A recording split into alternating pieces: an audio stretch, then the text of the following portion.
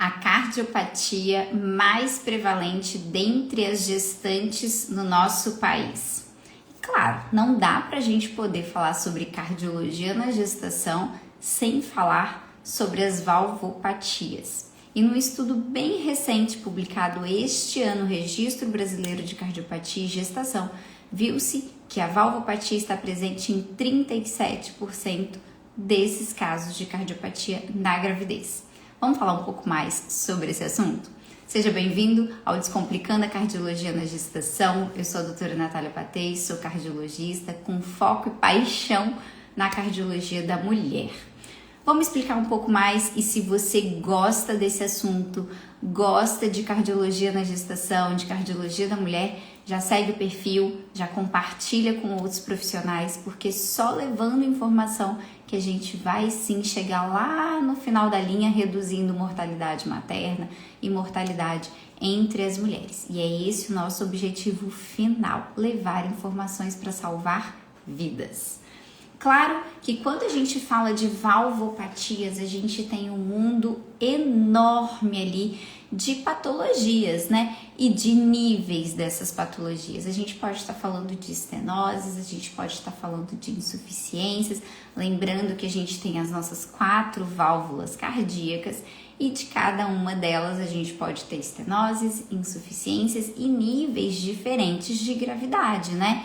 A gente pode ter um grau mais leve, um moderado, um mais avançado e sim, a gente precisa individualizar. Não dá pra gente colocar, tem uma valvopatia e colocar todo mundo no mesmo saquinho e tratar e conduzir da mesma forma. Não é assim que funciona, principalmente quando a gente pensa na gestação.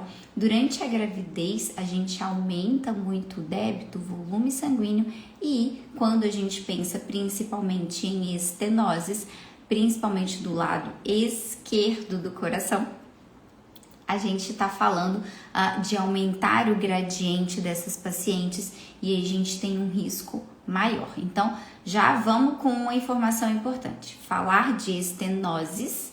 Boa noite, pessoal chegando. Quando a gente fala de estenoses de coração esquerdo, a gente tem sim uma probabilidade de complicações durante a gestação maior do que as regurgitações. Já é o primeiro ponto que a gente precisa deixar muito claro. Mas hoje eu quero falar um pouco mais com vocês sobre as próteses valvares, porque quando a gente vai avaliar a principal causa de valvopatia dentre essas mulheres na gestação, a gente tem a valvopatia reumática e muitas delas já tratam antes mesmo de engravidar, que é sim o ideal, né? Quando a gente pensa se a gente vai colocar uma prótese valvar ou uma prótese metálica, o primeiro ponto que eu preciso é tratar ela, para aí depois a gente pensar em qual tipo de prótese, o que vai identificar mais com o tipo da doença, com o perfil da paciente, com as perspectivas futuras dessa paciente. Então, a partir do momento que a gente pensa em colocar uma prótese, a gente tem que ter uma discussão multidisciplinar, né? E sempre integrando a paciente nisso, porque ela tem que ter voz ativa nessa decisão, sim. É muito, muito importante. A gente precisa entender o nível de esclarecimento daquela paciente, o comprometimento no tratamento, né? Porque falar de anticoagulação não é falar para qualquer pessoa. A gente sabe que tem dificuldades nessa anticoagulação. Então, a gente precisa levar todos esses pontos muito, muito a sério na hora de fazer uma decisão sobre a melhor forma de tratar essa paciente. Então, vamos voltar ali um pouquinho e vamos entender sobre as possibilidades de próteses. A gente tem possibilidade de uma prótese biológica, de uma prótese metálica e aí a gente precisa... eu já tenho uma paciente que tem indicação de uma troca, esse é o primeiro ponto, né? Se essa minha paciente tem indicação, ela tem uma disfunção valvar ali importante ou está associado a sintomas que são limitantes, ou até mesmo a fatores de complicações, né? Pacientes que têm disfunção de ventrículo associado ou arritmias, e a gente vai fazer a indicação clássica de uma troca valvar, independente se a gente está pensando ali se ela vai gestar ou não. A gente está pensando numa paciente antes da gravidez, tá bom? E aí, na hora de escolher essa prótese, é sempre uma questão quando a gente fala em mulheres em idade fértil, em mulheres que ainda têm o desejo de engravidar. Natália, qual a prótese que a gente vai indicar? Qual a melhor decisão? É aquilo que a gente havia comentado um pouquinho antes, a melhor decisão é sempre a conjunta. Nesses casos, é sim recomendado uma avaliação cardiológica, pensando sim no desejo futuro dessa mulher, se é ou não de gestar. E aí a gente vai ter duas opções de troca, quando a gente pensa em troca valvar, né? A gente tem a prótese biológica e a prótese metálica. Claro que cada uma delas tem seu lado de benefícios e de riscos. E tudo isso a gente tem que pesar ali na balança quais são os pontos de cada um deles. Quando a gente fala de uma prótese biológica, essa prótese ela tem um tempo de duração muito menor, né? Ela vai ficar ali por volta de 10, 12 anos e essa paciente vai ter que fazer uma nova troca depois. Às vezes dura um pouquinho mais, às vezes dura um pouquinho menos. Quando a gente pensa numa prótese metálica, uma prótese mecânica, essa paciente vai poder durar muito mais tempo com essa prótese, mas em contrapartida, a gente tem um risco trombótico muito maior e é um paciente que precisa ter a anticoagulação. Ok, entendemos isso e a gente precisa orientar a nossa paciente. A gente precisa ser muito claro quanto aos riscos de próteses valvares na gestação. Natália, ter a prótese valvar é sempre a minha primeira opção? Não necessariamente. Hoje em dia a gente evoluiu muito, né, nos recursos ali de tratamentos de valvopatia. Então, se essa paciente pode fazer uma plastia, que seja feita a plastia, se é uma endoprótese ou uma TAV, ou enfim, a gente vai individualizar para ver se aquilo cabe à nossa paciente. E aí a gente tem sim que estar muito alerta quanto às possibilidades de tratamento. Por exemplo, quando a gente pega uma paciente que é portadora de uma prótese biológica durante a gestação, a gente tem uma possibilidade de uma gestação sem eventos complicadores de até 79%. Isso é muito bom, né? Principalmente quando aquela válvula está normofuncionante, a gente não tem uma disfunção daquela prótese, a gente tem uma taxa de sucesso muito grande, lembrando que essa paciente não tem indicação de anticoagulação. Já as pacientes portadoras de prótese metálica, a gente tem um risco maior. As pacientes com prótese metálica, a gente tem um sucesso, nesses casos, sem eventos complicadores, de cerca de 58%. No entanto, essas mulheres são classe 3 da OMS, né? Inclusive da OMS modificada 2.0, que foi lançada agora muito recente. Então, é uma classe de um risco superior.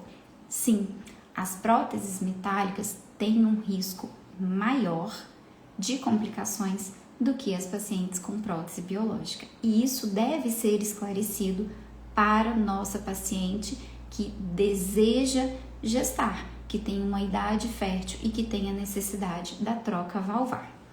Quando a gente fala dessas pacientes com uma prótese metálica, a gente está falando desse risco ser maior, principalmente por questões trombóticas e de hemorragia, porque são pacientes que precisam da anticoagulação e a gente precisa levar isso em consideração.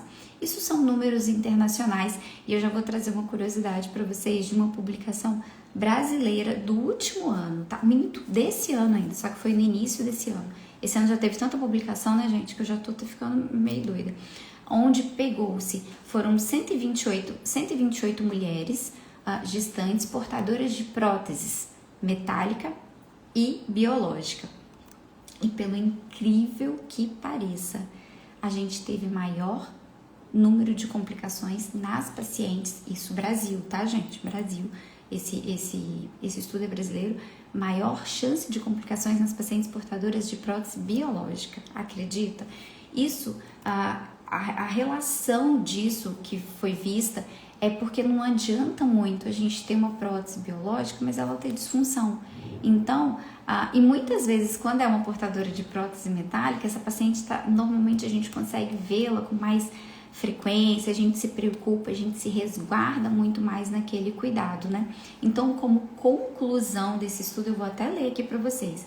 Fala que a escolha da prótese na intenção de uma futura gravidez não pode ser vista como uma decisão isolada, mas sim fazer parte integrante da avaliação dessa cardiopatia, principalmente por conta da evolução mais complexa. Então, a gente não pode pensar de uma forma, só porque essa é melhor e ponto final, mas talvez não seja melhor para aquela paciente. Às vezes não seja uma paciente que adere tão bem à anticoagulação, e tudo isso a gente tem que ficar atento. Natália, se a minha paciente é portadora de uma prótese metálica e eu quero engravidar sendo portadora de prótese metálica, você não indica a gestação? Isso é um tema muito importante para a gente poder falar, tá? Durante as minhas avaliações, eu não tô aqui para poder falar, olha, você não pode engravidar. Não, normalmente eu não faço isso. Eu mostro riscos. E sim, a paciente portadora de prótese metálica, a gente tem maiores riscos de complicações. Mas se essa paciente entende esses riscos e a gente deixa tudo isso muito claro para a paciente e ela ainda assim quer gestar, a gente vai acompanhar muito de perto. E é indicado, sim, as pacientes que fazem uso de varfarina, portadoras de prótese metálica, né, gente? Essas pacientes, a gente vai ter muito relação quanto à dose dela. Se essa paciente usa mais do que 5 miligramas por dia, sim, a primeira indicação é a gente suspender no primeiro trimestre e trocar por enoxaparina. E aí, depois de 12 semanas de gestação, a gente volta com a varfarina até cerca de 36 semanas. Mas, se a paciente tem uma dose menor do que 5 miligramas, alguns locais falam-se da permissão de manter o uso da varfarina. Eu, Natália, não faço dessa forma. Eu prefiro retirar a varfarina antes, no primeiro trimestre, assim que a gente tem um diagnóstico ali, assim que a gente tem um beta positivo, a gente retira a varfarina, troca pela enoxaparina até a 12ª semana. Se essa paciente mantém dessa forma, a gente tem que lembrar que ela precisa manter um controle de anticoagulação. E esse controle de anticoagulação tem que ser feito com o fator anti-10A. Deve ser feito regularmente, tá bom? E aí a gente tem que manter um número de 1 até 1,2 mais ou menos para ter o controle adequado, tá bom? Então, quando passaram-se as 12 semanas de início de gestação, a gente vai voltar para as doses da varfarina. E aí a gente tem que fazer controle de INR semanalmente, no máximo de intervalo, a cada 2 semanas temos que dosar o INR dessa paciente e devemos fazer o controle da mesma forma que a gente faz das pacientes que não são portadoras, que não estão gestantes. Tudo bem?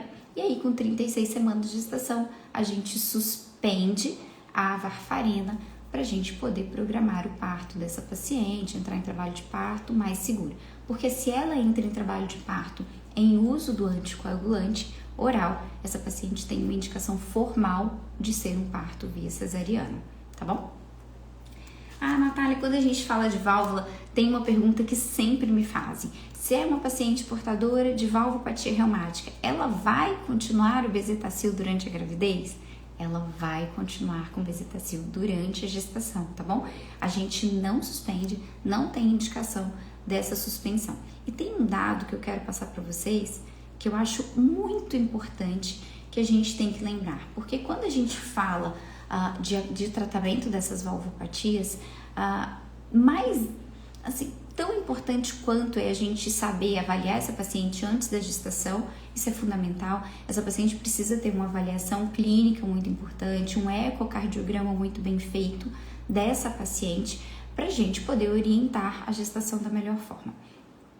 E ali é o nosso momento crucial, porque se essa paciente tem sintoma, se essa paciente tem uma estenose, por exemplo, mitral, moderada, é importante, mas associado a sintomas, é hora da gente rever a possibilidade de tratar antes de gestar. E foi isso que o Rebeca também nos mostrou esse ano. A publicação do Registro Brasileiro de Cardiopatia e Gestação mostrou-se que se a gente tem uma portadora de valvopatia, um fator protetor de redução de complicações é tratar essa valvopatia antes mesmo da gravidez. Então é muito importante que essa paciente faça a avaliação cardiológica antes da gravidez para a gente poder orientar da melhor forma. E aí, quando a gente está na gestação, eu preciso muito que você esteja atento a alguns fatores prognósticos dessa possibilidade de complicação. Dentre esses fatores prognósticos, a gente tem o estado funcional da prótese, se é uma normal funcionante ou se tem disfunção valvar. Se tem disfunção valvar, a probabilidade de complicações é muito grande. Ritmo cardíaco, se é uma paciente portadora de fibrilação atrial, a gente aumenta muito o risco de complicações. Se tem disfunção valvar, também. Se tem uma classe funcional 3 para 4 de NIR, é uma paciente que já se cansa aos mínimos esforços, também tem um pior prognóstico. E claro, se essa paciente já teve um quadro de endocardite, de tromboembolismo, de insuficiência cardíaca, essa paciente tem um maior risco. Então, o que eu quero deixar para você aqui como mensagem? O primeiro ponto que a gente precisa estar atento: se essa paciente precisa fazer uma troca valvar antes de engravidar, que seja feito. É melhor ela tratar antes de gestar, porque as possibilidades de complicações em uma válvula nativa, mas que esteja com lesão, existem e são grandes. Então, um fator protetor de tudo isso é a gente tratar antes da gravidez, certo?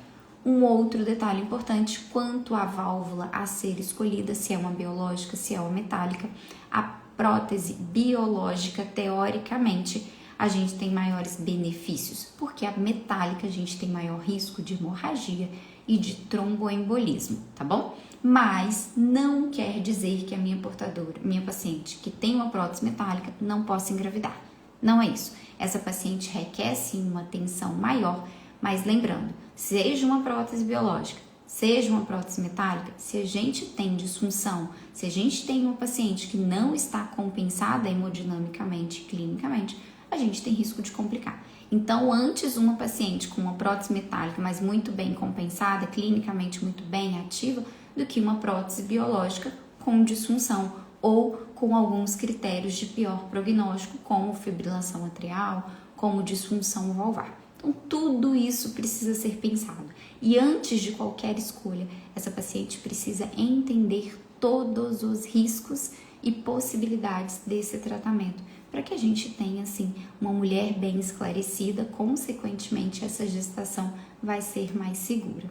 Tá bom? Eu queria passar essa mensagem sobre valvopatia. É um tema extremamente amplo. A decisão nunca é isolada, nunca depende só do médico. A gente precisa muito ouvir essa paciente.